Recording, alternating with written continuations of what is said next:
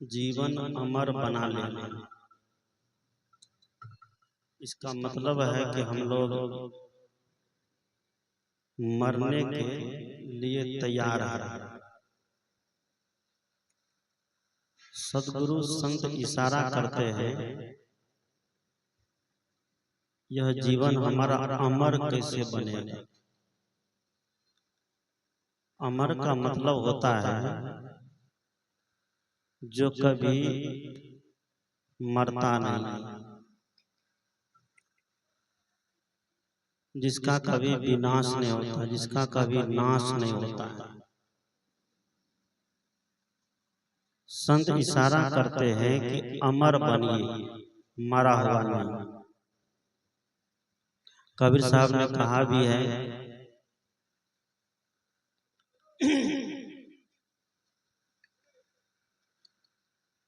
ऐ मर जीवा अमृत पीवा, किया धसी मरसी पतार, गुरु की दया साधु की संगत, निकल आओ यही द्वार। सदगुरु कबीर साहब कहते हैं कि जो मर रहे हैं, मरे हुए हैं, जो मरजीव है, उसको कहते हैं अमृत पीने के लिए। ऐसी मान्यता है कि अमृत का पान जो कर लेता है वो अमर हो जाता है। उसी अमृत को पीने के लिए देव और दानव में लड़ाई हुई थी, झगड़ा हुआ था। अमृत के लिए देव और दानव में झगड़ा हो गया। दानव लोग झगड़ रहा है, झगड़ रहा था तो बात सोचते बनती है, लेकिन देवता भी झगड़ा करने लग गए। देवता लोग भी लड़ाई करने लग गए। तो हमको भी क्या चाहिए? अमृत चाहिए। कि अमृत का पान अगर कर ले तो वह व्यक्ति कभी नहीं मरेगा, अमर हो जाएगा, इतिहास में उसका नाम आ जाएगा, सब दिन वह जिंदा ही रहेगा, जीवित ही रहेगा। ऐसी केवल संसार में मान्यता है। और अमृत की बहुत बड़ी बड़ी चर्चा होती है। अमृत का मतलब होता है जो अच्छी वस्तु है, जो वस्तु सबसे प्यारी हो। कोई चीज किसी के पास है, अगर वो नहीं देना चाहते हैं, लोग कहते हैं कि ऐसा लगता है कि अमृत है, बोलते हैं। लोग व्यंग में बोलते हैं कि ऐसा लगता है कि अमृत है, वो देना नहीं चाहते। अमृत का मतलब अच्छी वस्तु, प्यारी वस्तु। सबकी प्यारी वस्तु क्या है? ये जीवन है। जिस जीवन को अमर बनाने की बात अभी हम लोग भजन में श्रवण किए हैं कि सत्संग सुधारस पीकर प्यारे जीवन क्या बना लेना? अमर बना लेना। इस मानव जीवन को अमर बनाने की बात संत इशारा करते हैं।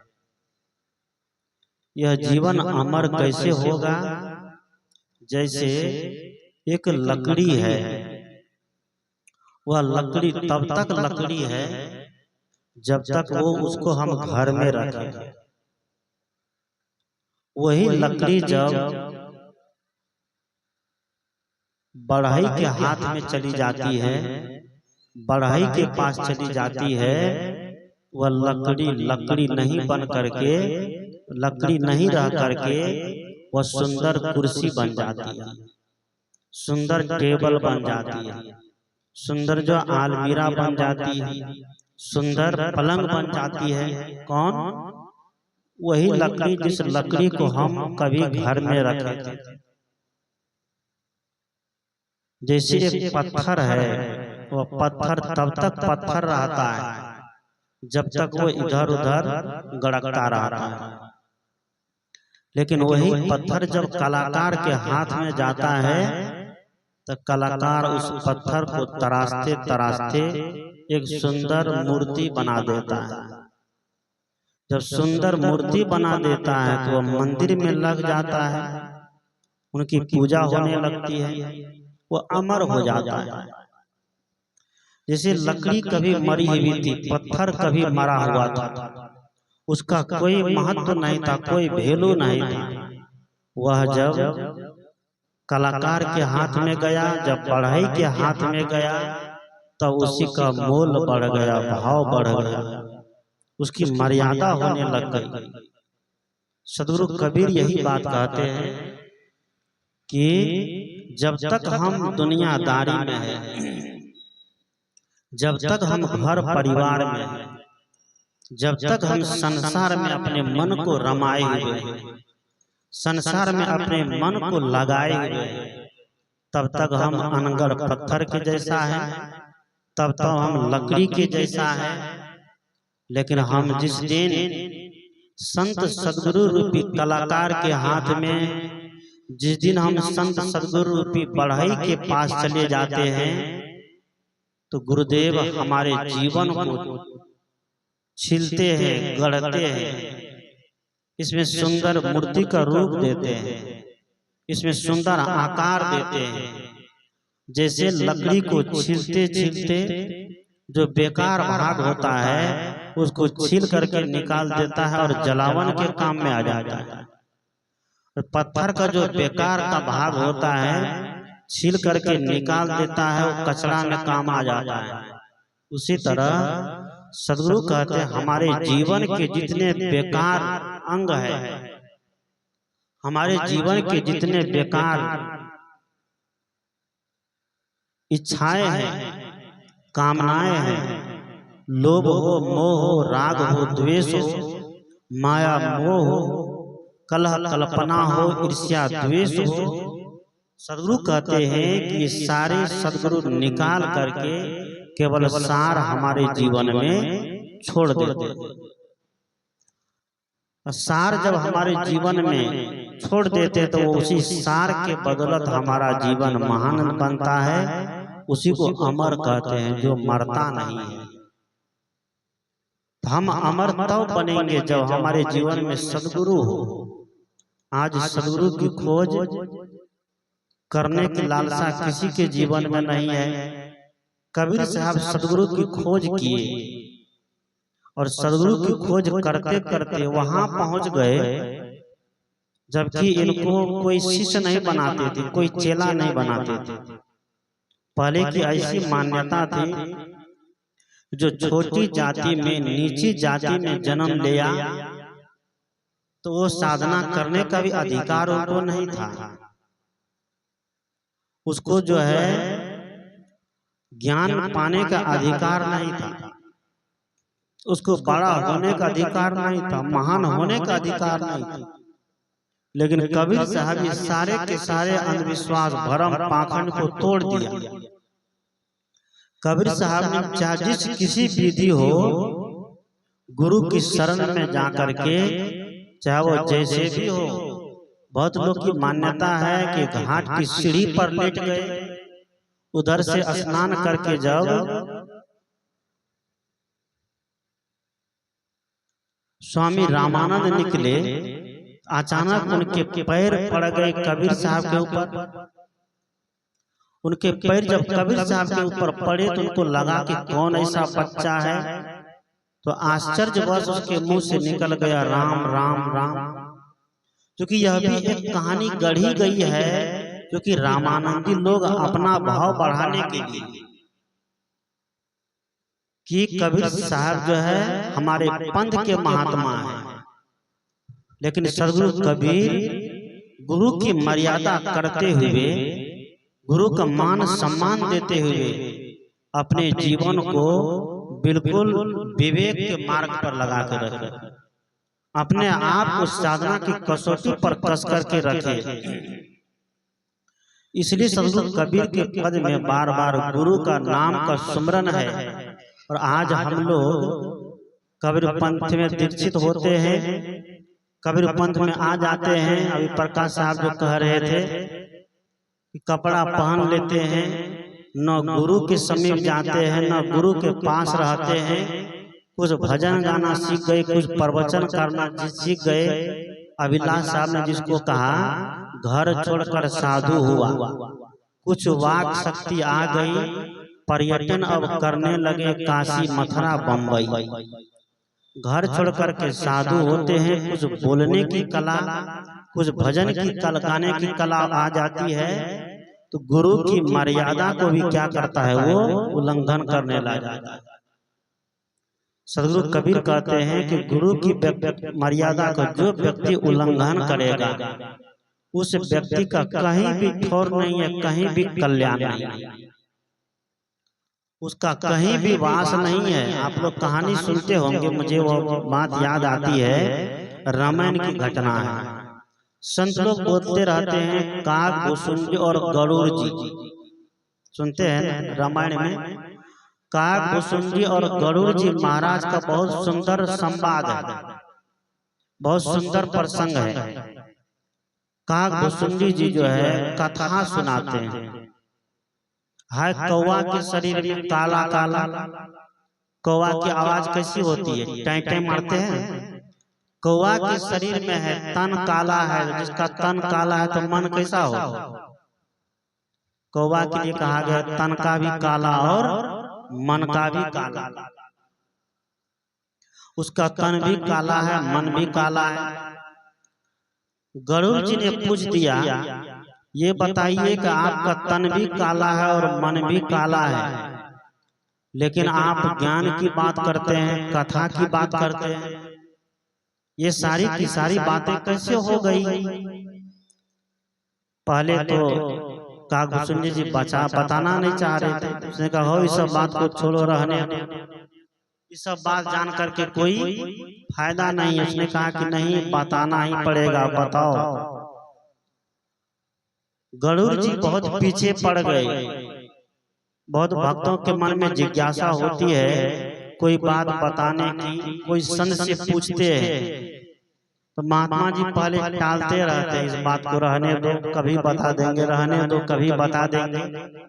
जब भक्त पीछे पड़ जाते हैं और महात्मा को ये पूरा निश्चय हो जाता है कि नहीं, इसको जानने की इच्छा है, लालसा है, इनकी श्रद्धा है इस बात को जानने की, तब संत लोग धीरे से उनको बताने लग जाते हैं। उसी तरह गरुड़ जी महाराज काग भुसुंडी जी के पीछे पड़ गए, नहीं आपको बताना पड़ेगा।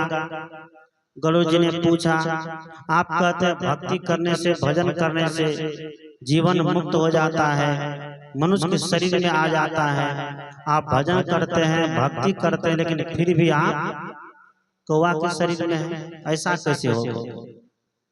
तब जो है काग भुसुंडी जी महाराज बताने लग गए कि पहले जन्म में मैं मनुष्य था, लेकिन बिगड़ा हुआ मनुष्य था। कैसा था, बिगड़ा हुआ मनुष्य, सुधरा हुआ मनुष्य नहीं था। साधु महात्मा कुछ कहे तो उसकी बात पर व्यंग करते रहते थे, उसकी बात को सुन करके और बाद में जब सत्संग समाप्त हो जाए, साधु महात्मा चले जाए, तो उसकी बात पर छीटा कसी करने लग जाते हैं। अभी भी गांव समाज में लोग करते हैं, जब सत्संग समाप्त हो जाएगा तब कहेगा महात्मा लोग जब आता है तो खाली मछली त्याग करो, मांस का त्याग करो, दारू को छोड़ दो, झगड़ा छोड़ दो, लड़ाई छोड़ दो, भिड़ाई छोड़ दो, उठा पटक छोड़ दो, बेईमानी छोड़ दो, शैतानी छोड़ दो, बोलते हैं ना। उसने कहा कि मैं भी मनुष्य था, लेकिन बिगड़ा हुआ मनुष्य था, साधु महात्मा के साथ अपराध करते रहता था, साधु महात्मा के साथ बेईमानी करते रहता था, शैतानी करते रहता था, साधु महात्मा को परेशान करते रहता था, लेकिन सत्संग भी सुनने जाता था। इसलिए बिगड़ा हुआ लोग जो गलत रास्ते पे चलता है, गलत खान पान करता है, वैसे लोग सोचते हैं कि सत्संग हमारे लिए नहीं है, जबकि सत्संग उसी के लिए है। हॉस्पिटल में, अस्पताल में, डॉक्टर के पास बीमार लोग को ले जाते हैं या कि स्वस्थ लोग को ले जाते हैं, किसको ले जाते हैं, बीमारे को और सही सलामत आदमी को ले जाएंगे तब डॉक्टरों को बीमार बना बनाएगा। तो वहां पर बीमार लोग जाता है। तो सत्संग स्थल जो है समझिए एक अस्पताल है, यह भी एक हॉस्पिटल है। तो इसमें ऐसे लोगों को जरूर आना चाहिए, ऐसे लोगों को जरूर बैठना चाहिए। कहा भुसुंडी जी ने कहा कि मैं तो बहुत बिगड़ा हुआ था, कभी साधु महात्मा को वैल्यू नहीं देता था, जी में नहीं लगाता था, लेकिन सत्संग की बात को कभी कभार सुन लेते थे, कान में बात आ जाती थी। वही बात सुनते सुनते सुनते सुनते एक दिन मन में हो गया, चलो बिगड़ा हुआ है तो है, गुरु की बात भले नहीं मानेंगे लेकिन दीक्षा ले लो, माला ले लो, भजन वेद ले लो। तो सत्संग भजन सुनते सुनते भजन वेद ले ली। भजन भेद जब लिया तो गुरु जी मंत्र दिए, मंत्र देते हैं ना, हाँ सबको भी देना है, याद है मंत्र नहीं? हाँ, जिसको जिसको नहीं याद होगा तो जाके ले लेना, नहीं मंत्र याद नहीं रहेगा तो सब कुछ बेकार हो जाएगा। उसने कहा गुरु जी से भजन भेद ले लिए, दीक्षा ले लिए, मंत्र ले लिए,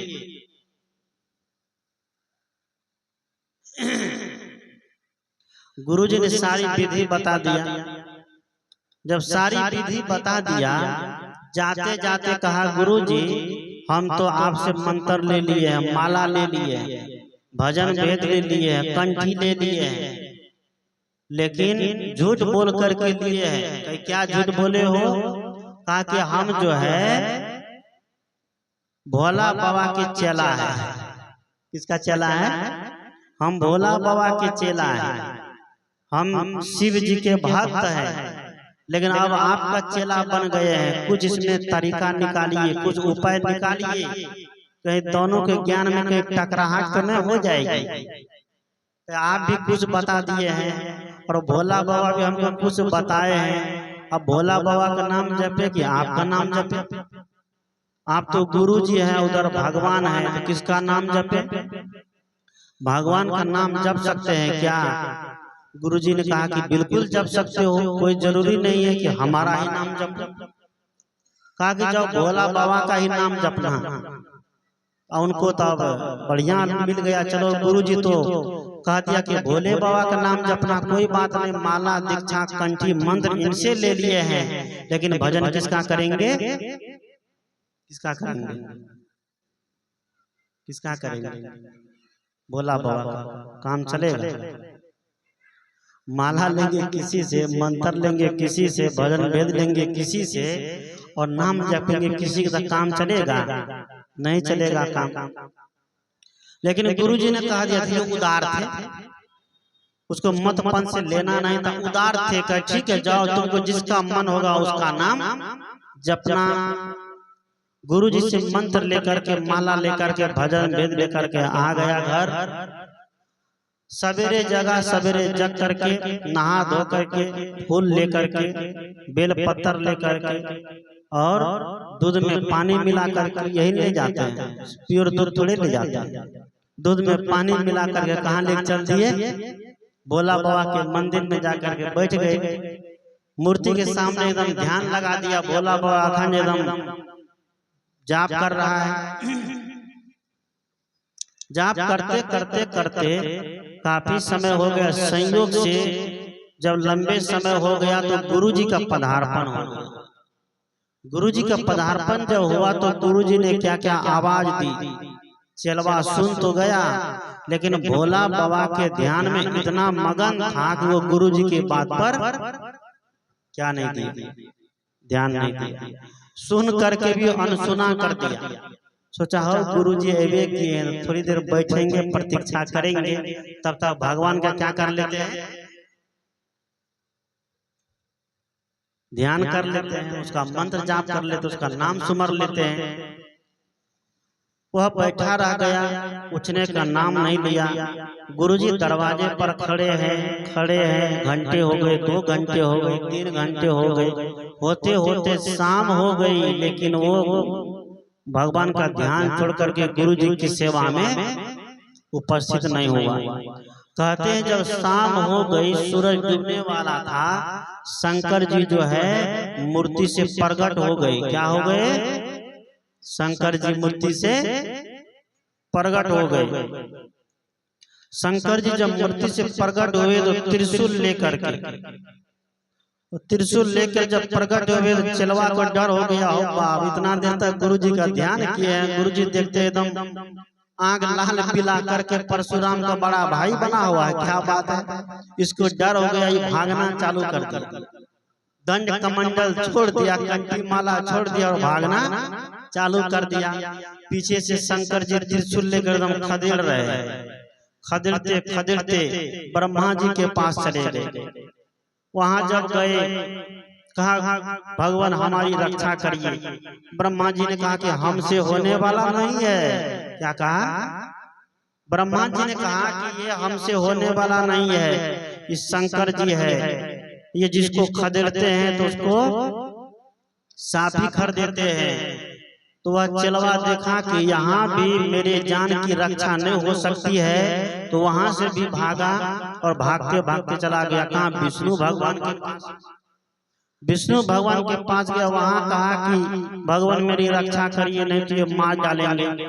विष्णु भगवान सोचते हैं कि इससे तो रक्षा हम भी नहीं कर पाएंगे, क्योंकि ये संहार कर देता है। भाई जिसको संहार करना चाहता है एक ही बार में कर देता है। भगवान विष्णु भी पीछे हट गए। कहते हैं कि वह व्यक्ति तीनों लोग में भटकता रहा, भागता रहा, बचने के लिए दौड़ता रहा, लेकिन कहीं उसको बचाने के लिए कोई तैयार नहीं हुआ। जब कोई तैयार नहीं हुआ तो भागते भागते उसको दिशा का पता नहीं चला। दौड़ते दौड़ते फिर उसी मंदिर पर आया, गुरुजी वहीं खड़े थे। गुरुजी को देख करके उसको लगा कि चलो इसके पास भी एक बार गिरते। संदेह पूर्वक ही गिरा, सही मन से नहीं गिरा, संदेह पूर्वक गुरुजी के चरण में गिरा और गिरा, कहता है कि हमको बचा लीजिए। गुरुजी ने शंकर जी से कहा कि हाँ हाँ हाँ हाँ रुक जाइए रुक जाइए रुक जाइए। शंकर जी रुक गए। उसने कहा कि क्या बात होगी, क्यों ऐसा इतना गुस्से में है? उनके गुरुदेव ने कहा क्यों इतना गुस्से में है भगवान, आप रुक जाइए, इसको क्यों खदेड़ रहे हैं? खदेड़ते खदेड़ते देखते पूरा पसीना पसीना बेचारा हो गया है। शंकर भगवान ने कहा गुरुदेव हम इसको इसलिए खदेड़ रहे हैं, आज इसको नहीं छोड़ेंगे, आज इसको क्या कर देंगे, इसको साफ कर देगा। क्यों? इससे किसने क्या गलती किया है, क्या अपराध किया है? शंकर भगवान ने कहा कि अपराध की बात और करते हैं तो सबसे बड़ा अपराध किया है। क्या अपराध? कहा कि आप दरवाजे पर आए लेकिन ये उठ करके खड़ा तक नहीं हुआ, ये आपका स्वागत नहीं किया, ये आपका सम्मान नहीं किया, आपकी बात का नजरअंदाज कर दिया। आप सुबह से लेकर शाम तक इसके दरवाजे पर खड़े रह गए, आपका ये सम्मान नहीं किया, स्वागत नहीं किया, आपकी बात पर ध्यान नहीं दिया और मेरा भजन करने में लगा रहा। इतना बड़ा घमंडी, ये गुरु का अपमान करके भगवान का भजन करता रह गया। इसलिए मैं तो इसको दंड दूंगा, बिना दंड दिए मैं इसको क्या करूंगा, छोड़ दूंगा, नहीं छोड़ूंगा। कहे क्या दंड? कहा कि इसको दुनिया से ही साफ कर दूंगा। गुरुजी ने कहा कि साफ मत करिए, अगर साफ कर दीजिएगा तो इसको नरक जाना पड़ जाएगा। क्यों? क्योंकि आपका गुरुजी ने कहा अगर इसको साफ कर दिए तो ये नरक इसको जाना पड़ जाएगा, इसलिए कि गुरुजी का अपमान किया है। इसलिए अगर आपको थोड़ा मोड़ा दंड देना है तो दे दीजिए, जिससे आपका क्रोध शांत हो जाए, आपका गुस्सा शांत हो जाए, क्योंकि आपका गुस्सा तो ऐसे शांत होने वाला नहीं, इसलिए थोड़ा मोड़ा दे दीजिए। तो शंकर भगवान ने उसको श्राप दिया। क्या सब श्राप दिया जानते हैं? श्राप दिया कि गुरुजी दरवाजे पर आए, गुरुजी इसके घर पर आए, लेकिन गुरुजी के आए देख करके खड़ा नहीं होगा, सम्मान नहीं हुआ, इसलिए हम इसको श्राप देते हैं ये 1000 साल तक अजगर जोनी में जन्म लेकर गए। कौन चीज में? अजगर जानते हैं हिलता डुलता है, एकदम कहीं हिलता डुलता नहीं, एकदम बैठे रहता है। भोजन लेना भी उसके लिए बड़ा परेशानी का घर हो जाता है। अजगर के लिए इतना भारी शरीर हो जाता है। कहा कि हम इसको साफ देते हैं। गुरुजी आए, गुरुजी के नाम पर खड़ा नहीं हुआ, बैठा रह गया अजगर की तरह, इसलिए 1000 साल तक ये अजगर की जोनी में जन्म लेकर के रहेगा। और उसके बाद ये है कि जो थोड़ा मोड़ा भजन भक्ति किया है उसके बल पर ये उसका संस्कार रहेगा, तो भजन भक्ति करेगा, सत्संग करेगा। और लेकिन दूसरा जन्म इसका कौन जिसका मिलेगा? कौवा का जन्म मिलेगा। कौवा का जन्म तो मिलेगा, लेकिन भजन भक्ति का संस्कार होने से उस जन्म में भी ये कौन चीज करेगा? कथा सुनाएगा, ज्ञान की चर्चा करेगा। ध्यान दीजिएगा। इसलिए कबीर साहब ने कहा कि गुरु गोविंद दोनों खड़े काके लागो पाँव, बलिहारी गुरु आपकी जिन गोविंद दियो बताओ।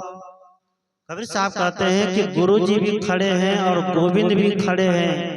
गोविंद मतलब भगवान, गोविंद का मतलब होता है भगवान, गुरु का मतलब होता है साक्षात गुरुदेव, जो हमें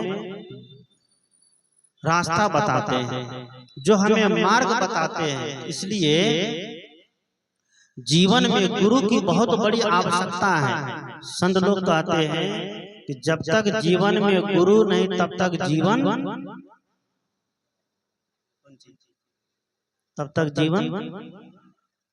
जब तक जीवन में गुरु नहीं तब तक जीवन शुरू नहीं हुआ। शुरू तब तक जीवन शुरू नहीं है। हम कितना भी पढ़ाई कर ले, भौतिक विद्या कितना भी हासिल कर ले, भौतिक ऐश्वर्य कितना भी हासिल कर ले, भौतिक संसाधन कितना भी हासिल कर ले, लेकिन जीवन में जब तक आध्यात्मिक ज्ञान नहीं होगा, आध्यात्मिक बोध नहीं होगा, तब तक समझिए कि जीवन बेकार है ना? बेकार। ये जीवन बेकार है, ये शरीर बेकार है। ये मनुष्य का शरीर में जन्म लेना तब तक बेकार है। मनुष्य का शरीर में जन्म ले लिए हैं, न जीवन में गुरु है, न धर्म के रास्ते पर चलते हैं, न संस्कार के रास्ते पर चलते हैं, न भजन न सत्संग जीवन में करते हैं, तो समझिए हम दुनिया में कर्जा केवल इकट्ठा कर रहे हैं। सदगुरु कहते हैं मानव जीवन का पहला कर्तव्य होता है कि इस जीव का उद्धार करना इस शरीर से। अगर इस शरीर में यह जीव आया है तो इस जीव का उद्धार करना, कल्याण करना, ये परम कर्तव्य होता है। लेकिन आज सब के सब दुनिया के गौरव धंधे में एकदम उलझा हुआ। धन कैसे आ जाए, संपत्ति कैसे आ जाए। संपत्ति धन जरूरी है सबके लिए, सबकी जरूरत है। बिना धन का किसी का काम नहीं होता है। शरीर के लिए भोजन चाहिए, कपड़ा चाहिए, मकान चाहिए, दवाई चाहिए, इतना चाहिए ना। इस शरीर के गुजर बसर के लिए भोजन चाहिए, कपड़े चाहिए, मकान चाहिए, और घूमने फिरने के लिए गाड़ी भी चाहिए, नहीं चाहिए? गाड़ी भी चाहिए, दवाई भी चाहिए, जरूरत की चीजें भी चाहिए। और इतनी चीजें आजकल सबको मिली है ना। आज लोग इतनी चीजें सब इकट्ठा कर लिए, सब जमा कर लिए हैं। इतना होने के बावजूद भी व्यक्ति आज इस मानव जीवन की, मानव शरीर की सार्थकता का महत्व नहीं देते हैं, वैल्यू नहीं देते।